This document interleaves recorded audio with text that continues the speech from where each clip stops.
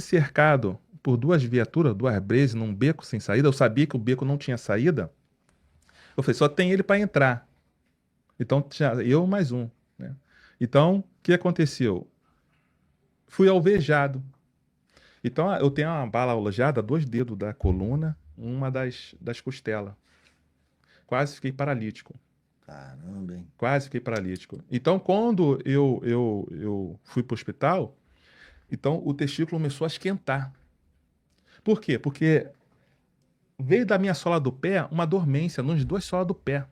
Começou a adormecer, adormecer. Quando eu corri. Então, quando eu comecei, entrei no carro para ir para o hospital, aí a dormência começou a subir. Aí eu comecei a clamar, né? Comecei a orar, aí comecei a bater o pé. Aí daqui a pouco a parte da bacia aqui toda começou a esquentar, cara. Começou a esquentar, tipo que tivesse um isqueiro aceso, uma fogueirazinha bem, bem de leve. Aí a dormência começou a descer de novo, cara. Eu tava ficando ali paralítico já. Começou a descer de novo. Aí eu fui pro hospital, fiz a cirurgia, né? Nesse trâmite todo, né? Nessa vida louca do crime, né? Do tráfico. Então, eu era um jogador de futebol, pretendia ser um jogador de futebol. Então, quando veio a cirurgia, né, não pude mais jogar, me colocaram na comissão técnica, o Valmárcio, o Etis, mas eu não entendi muito bem. Virei as costas e nunca mais voltei, cara. Fui trabalhar de serviços gerais, é o que eu podia fazer sem escolaridade.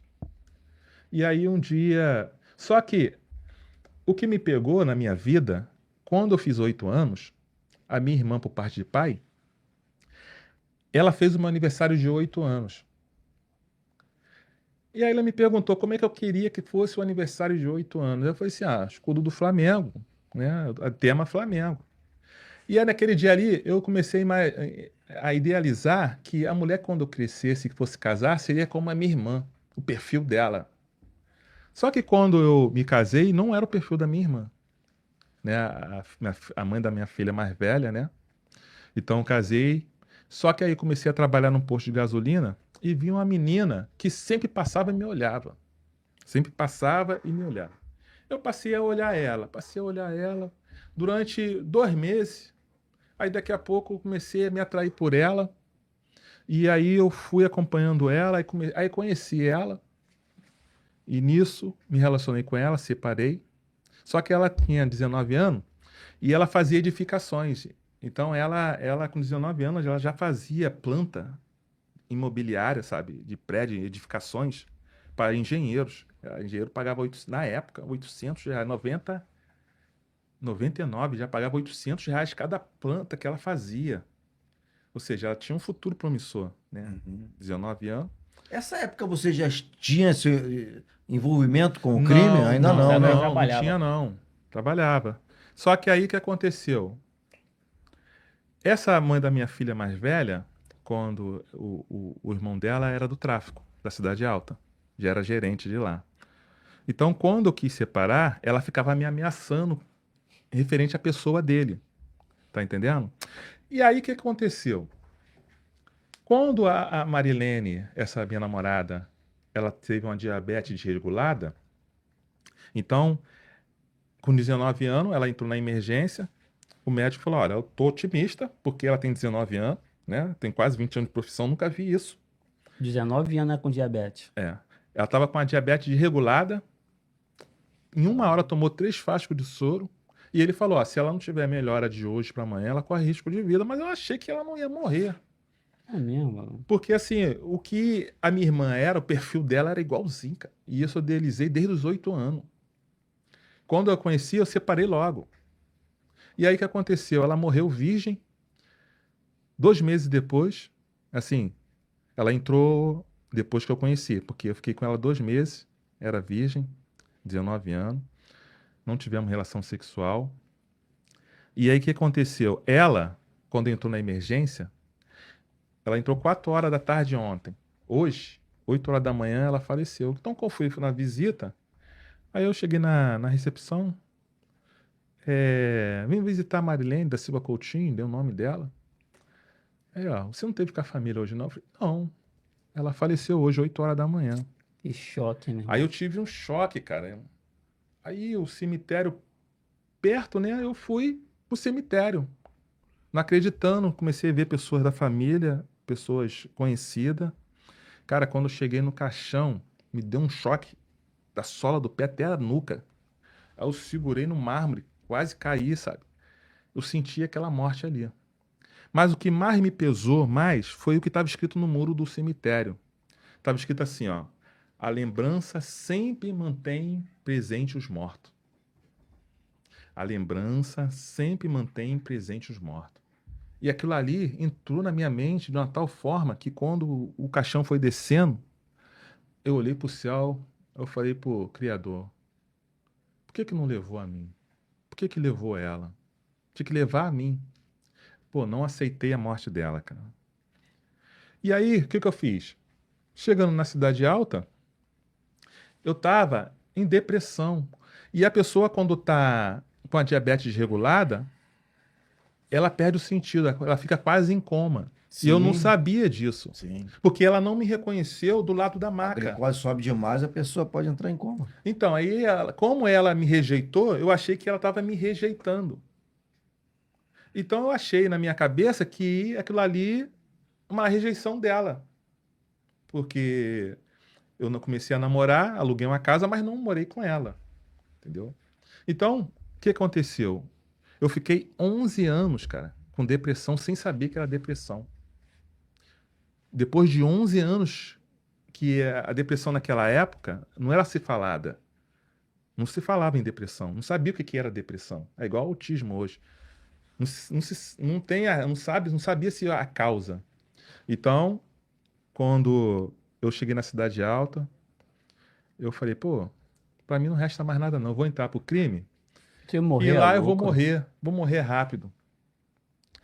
E por ela sempre ameaçar com o irmão dela, o que que aconteceu com o decorrer? Com 8 meses ali, no assédio ali, tentando entrar, porque eu tentei entrar no crime e não deixavam, porque eles me conheciam. Pô, tu é jogador de futebol, cara. Não, tu não vai entrar, não. Aí eu fui pra Indola, o Tobo era o responsável, careca. Era responsável, tinha o Cezinha que. Eu cheguei um dia, eu falei, pô, isso aqui não é pra mim, não. Isso aqui não é meu objetivo, não. Aí o Cezinha falou pra mim assim: ah, tu quer ser o dono do morro? Assim, mas ele não sabia o que estava na minha mente. Aí eu não fiquei na Indola, não, fiquei atrás do poste com os caras.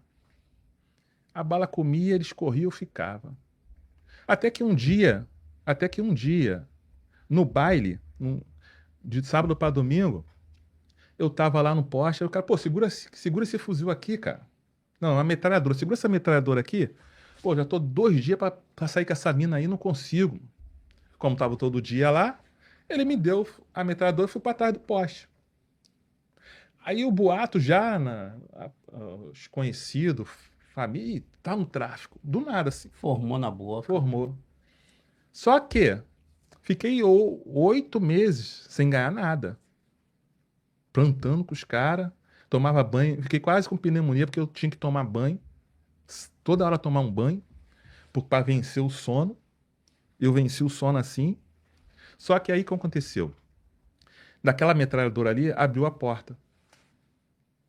Aí com 8 meses ali, já tava falando com o mineiro no Mangu 1. Por quê? Porque fui deslocado pro Sapo, de Camará, e nesse deslocamento, né, a facção rival tomou o Sapo. Naquela época daquelas guerras lá, né? Isso foi em 2001. 2001. Então, a minha primeira guerra. Então, a facção rival tomou de domingo para segunda. Aí eu conversei com o mineiro, falei, ó, vai lá no maluco lá. Aí o maluco foi, ó, Vagão, só vou emprestar porque o mineiro é meu amigo. Aquela voz dele, né? Vou emprestar que o mineiro é meu amigo. Me emprestou 8 fuzil. Conseguia juntar 8 fuzil, algumas pistolas.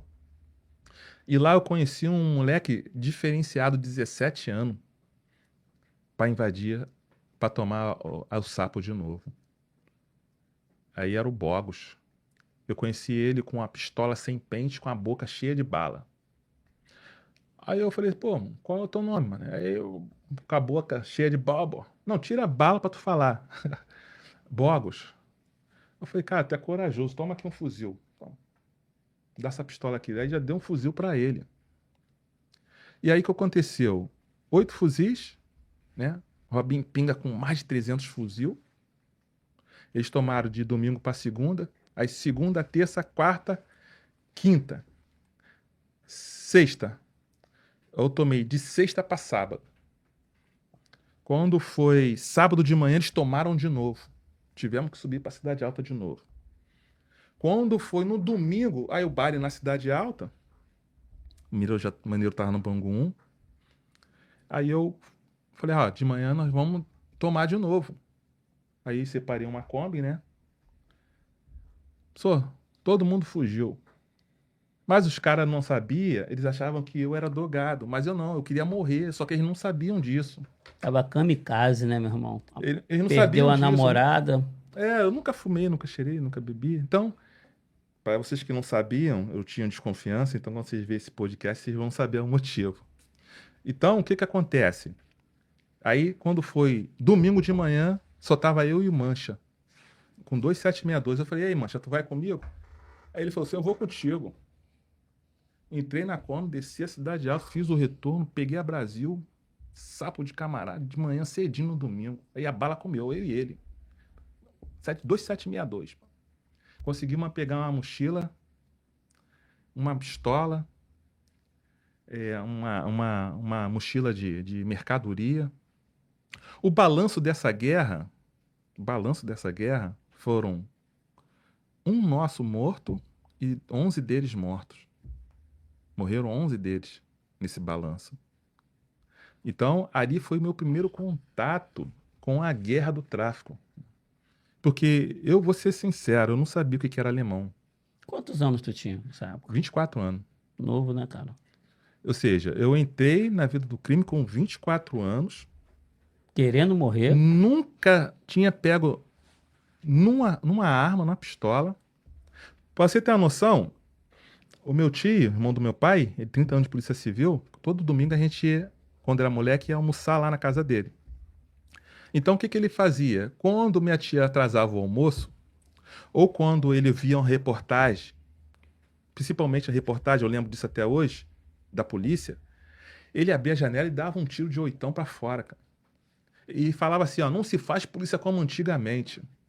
E eu era moleque, eu falei, pô, e aí hoje, 50 anos, se naquela época eu era moleque, ele falava isso, que não se faz polícia como antigamente, imagine hoje. O que deve estar acontecendo, Verdade. né? Então, assim,